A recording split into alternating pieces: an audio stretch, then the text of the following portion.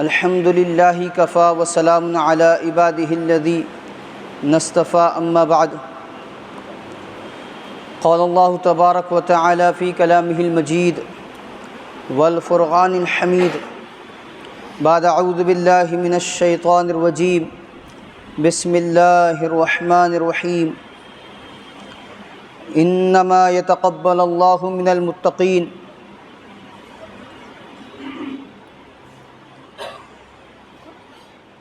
عن ابن عباس رضی اللہ تعالی عنہ قال كان النبی صلی اللہ تعالی علیہ وسلم يدعو ربی تقبل توبتی وعن ام سلمۃ رضی اللہ تعالی عنہ ان النبی صلی اللہ تعالی علیہ وسلم كان يقول اذا صلى الصبح حين يسلم اللهم انی اسألک علما نافعا ورزقا طیبا وعملا متقبلا رواہ ابن ماجہ او کما قال علیہ الصلاۃ والسلام اللہم صلی علی سیدنا محمد وعلی آل سیدنا محمد بارک وسلم اللہم صلی علی سیدنا محمد وعلی آل سیدنا محمد بارک وسلم اللہم صلی علی سیدنا محمد وعلی آل سیدنا محمد بارک وسلم۔ تو اگر نواز دے تو تیرا کرم ہے، ورنہ تیری رحمتوں کا بدلہ میری بندگی نہیں ہے۔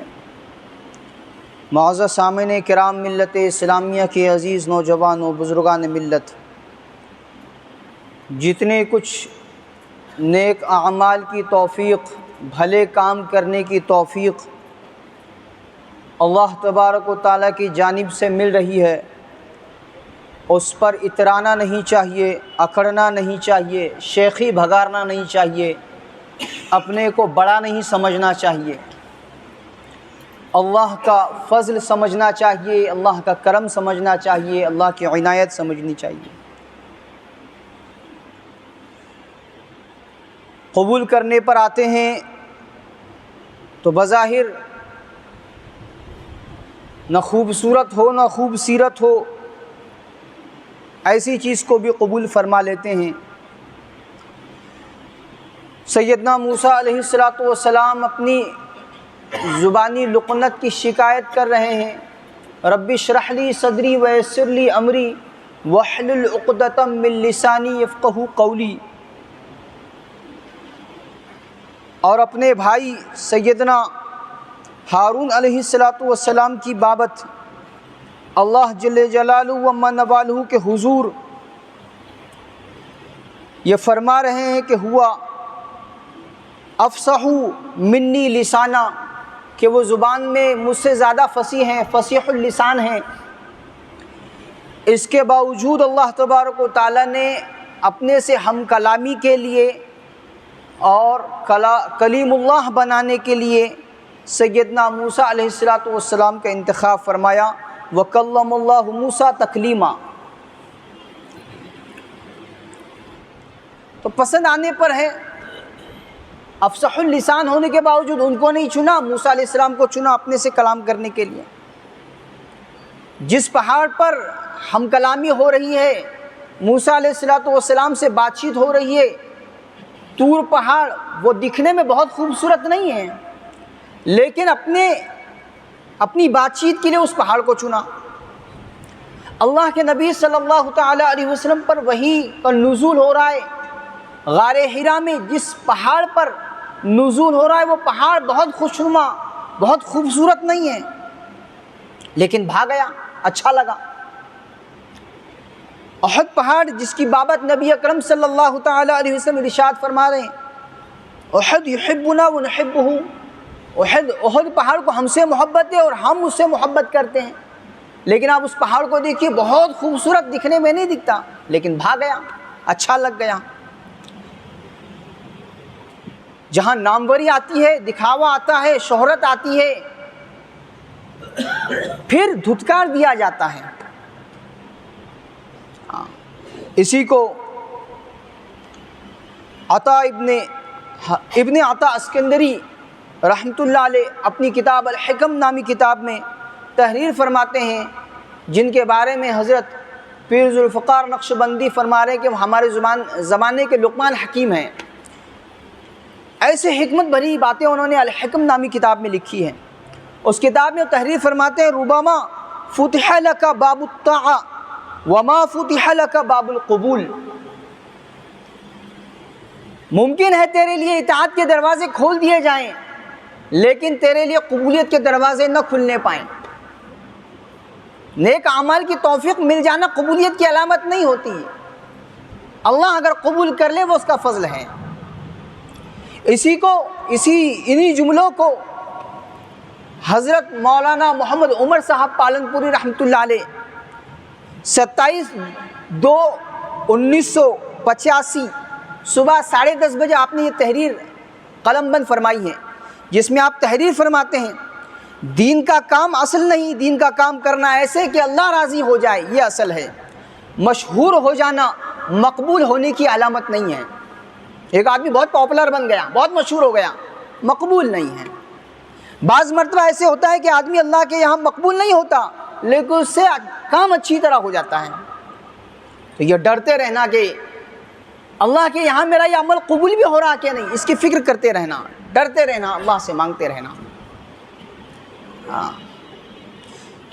کیا نہ اپنے زہد و اطاعت پہ ناز تھا، بس دم نکل گیا جو سنا بے نیاز ہے.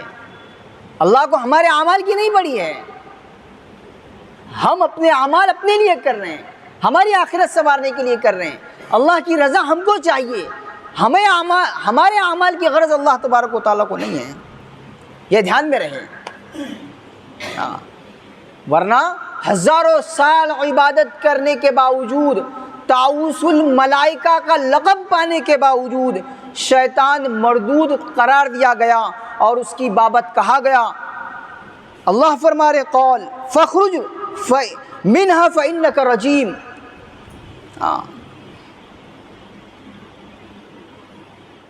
بالعام باعور 400 سال اللہ تبارک و تعالیٰ کی عبادت کی ہے. مستجاب الدعوات تھا، جو دعا کرتا قبول ہو جاتی، اور مستجاب الدعوات بننا معمولی بات نہیں ہے.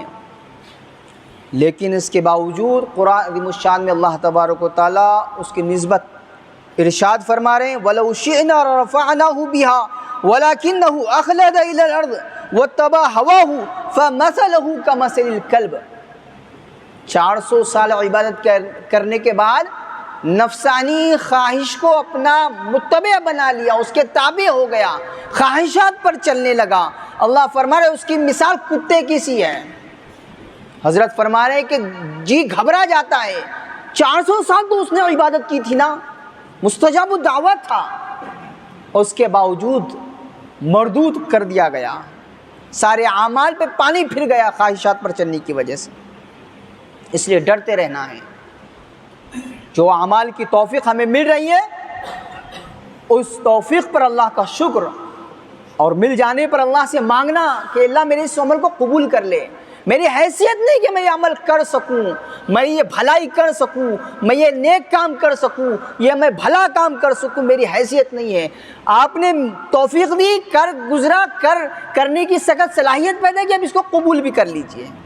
اور یہ چیز ہمیں براہ راست حضرات انبیاء علیہم السلام کی حیات طیبہ میں ملتی ہے.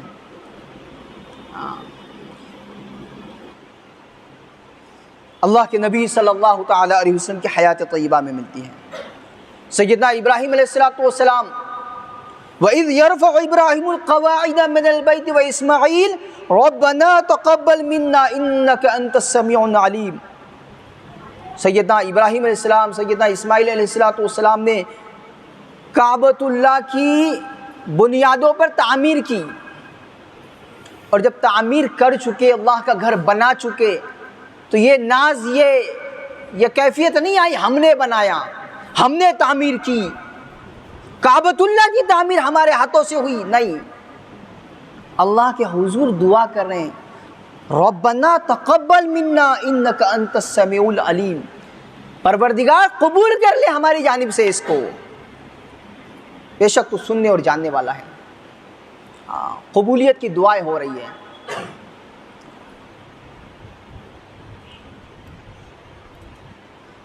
اذ قالت امرأة عمران رب انی نذرت لک ما فی بطنی محررا فتقبل منی انک انت السمیع العلیم.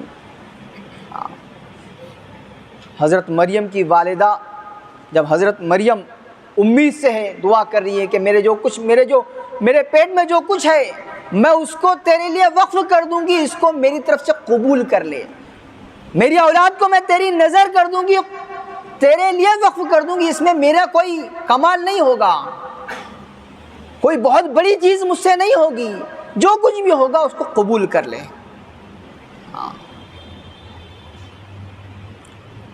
اللہ کے نبی صلی اللہ تعالی علیہ وسلم کی حیات طیبہ میں آپ دیکھیے جہاں جہاں جو عمل کی توفیق مل رہی ہے اس عمل پر قبولیت کی دعائیں ہو رہی ہیں کہ اللہ قبول کر لیں۔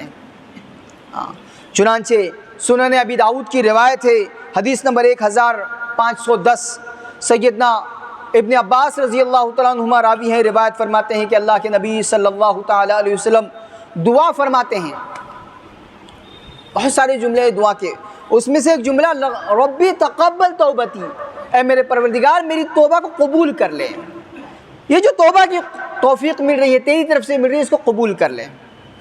ام سلمہ رضی اللہ تعالیٰ عنہ راویہ ہیں، روایت فرماتی ہیں ان النبی صلی اللہ تعالی علیہ وسلم کان یقول اذا صلی الصبح حین یسلم، صبح کی نماز کا سلام پھیرتے تو یہ دعا فرماتے اللہم انی اسألک علما نافعا، اے اللہ تو سے نفع بخش علم کا طلبگار ہوں، ورزقا طیبا پاکیزہ روزی کا طلبگار ہوں، وعملا متقبلا اور ایسے اعمال کا جو تیرے یہاں قبول ہو جائیں طلبگار ہوں۔ ابن ماجہ حدیث نمبر 925۔ اس لیے قبولیت کی ہمیشہ اللہ سے دعا، اللہ کے حضور ہمیشہ گڑ گڑاتے رہنا اور یہ دعا کرتے رہنا کہ اللہ جو عمل کی توفیق مجھے مل رہی ہے، جو کام کی توفیق مجھے مل رہی ہے، جو بھلائی کی توفیق مجھے مل رہی ہے تیری طرف سے ہے، تیری توفیق سے ہے، اس کو قبول کر لیں۔ اب کیا علامتیں ہوگی، بظاہر کیا چیزیں اختیار کرنا پڑے گی جس سے امید لگائی جا سکتی ہے کہ میرا یہ عمل قبول ہو جائیں؟ تو فرمایا ہر وہ نیک عمل جو آدمی کر رہا ہے وہ شریعت و سنت کے مطابق ہوگا۔ فجر کی 2 سنت آپ پڑھ رہے ہیں، 2 سنت ہیں، آپ چاہو کہ نمازی تو پڑھی نہیں ہے میں 4 پڑھ لوں تو اب یہ شریعت سنت کے خلاف ہو جائے گا۔ شریعت سنت کے مطابق ہر نیک عمل بندہ کرے تو اللہ کی ذات سے امید ہوتی ہے کہ وہ قبول ہو جائے گا۔ پاکیزہ غذا استعمال کرنا ہے، آدمی جب پاکیزہ روزی استعمال کرتا ہے اس پر جو نیک اعمال صادر ہوتے ہیں وہ قبولیت کے قریب پہنچتے ہیں۔ ابتغاء وجہ اللہ بالعمل، اپنے اس نیک عمل سے، نیک کام سے اللہ کی رضا مطلوب ہو، شہرت، ناموری، دکھلاوا، میں پنا نہیں، اللہ کی رضا کہ یہ عمل میں نے اللہ کے لیے کیا ہے، لوگ مجھے بڑا کہیں، مجھے اچھا کہیں، مجھے نیک کہیں، نہیں، میں نے اللہ کی رضا کے لیے کیا ہے۔ زیادت الاعمال والترقی فی الاحوال، جب آدمی نیک عمل کرتا ہے تو اس عمل کے کرتے ہوئے اس کے اندر اللہ تبارک و تعالیٰ کا قرب، اللہ کی نزدیکی، اللہ کی محبت پروان چڑھتی جاتی ہے، مزہ آتا ہے اس سے، اس نیک عمل کے کرنے میں۔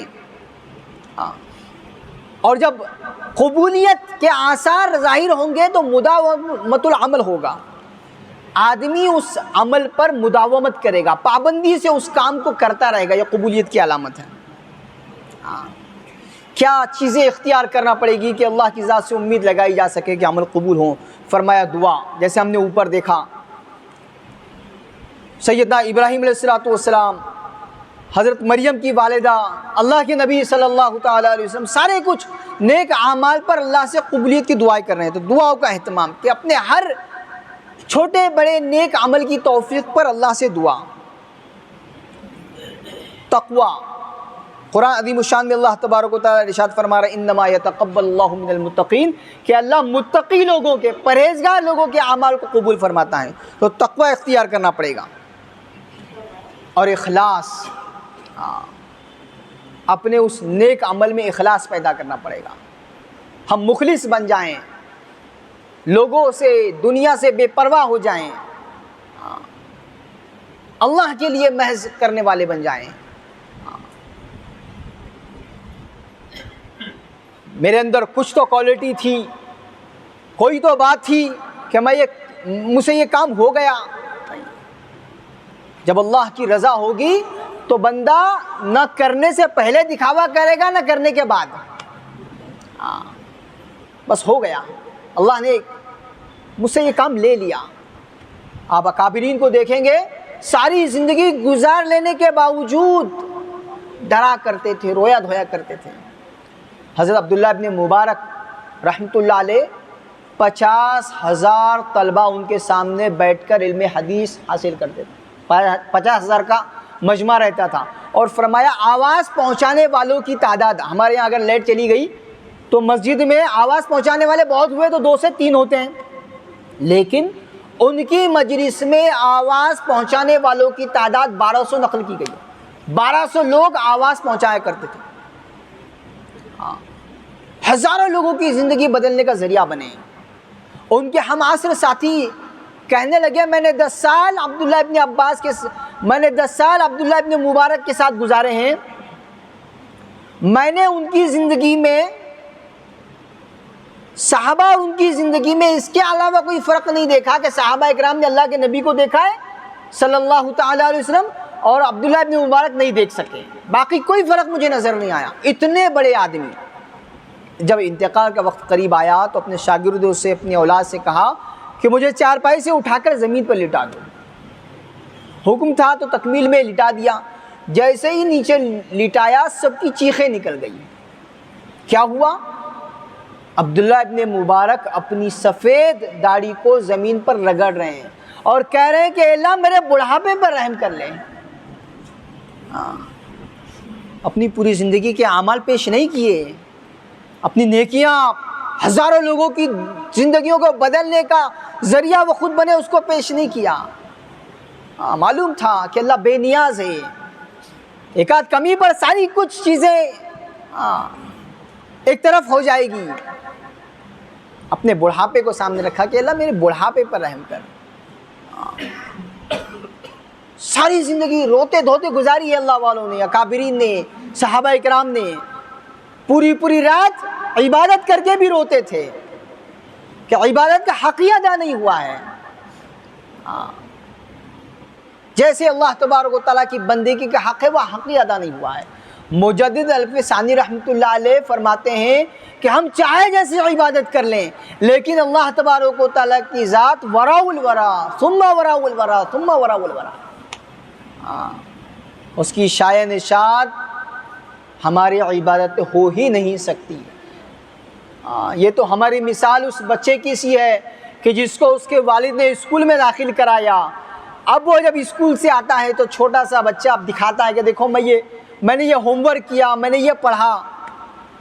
بظاہر ہم دیکھ رہے ہیں کہ اس کی رائٹنگ بالکل کسی قابل نہیں، دیکھنے کے لائق نہیں، آڑی ٹیڑھی لکیریں اس نے کھینچی ہے، لیکن باپ اس کی حوصلہ افزائی کرنے کے لیے، اس کے دل کو خوش کرنے کے لیے اس کے انعام دیتا ہے، اس کے ہاتھوں کو چومتا ہے، اس کے ماتھے کو چومتا ہے، بہت اچھا کیا ہے، بہت اچھا لکھا ہے۔ ایسے ہی ہمارے اعمال کا حال ہے کہ کسی قابل نہیں ہوتے، لیکن چونکہ ہم نے اللہ کے لیے یہ کام کیا ہوا ہوتا ہے، اس لیے اللہ تبارک و تعالیٰ بندے کے اس کام کو قبول کر لیتے ہیں کہ ٹھیک ہے، جیسا تیسا ہی صحیح کیا تو میرے لیے، میری رضا کے لیے۔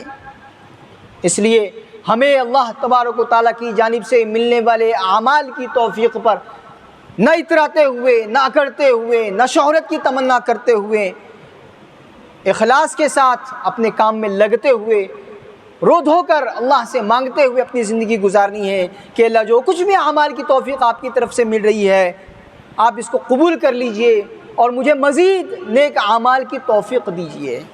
اللہ تبارک و تعالیٰ مجھے بھی، آپ کو بھی، ساری امت اسلامیہ کو اپنی زندگی کے سارے نیک اعمال کو اخلاص کے ساتھ کرنے کی توفیق عطا فرمائے، اور ہماری جانب سے کیے جانے والے تمام اعمال کو اللہ تبارک و تعالیٰ شرف قبولیت عطا فرمائے۔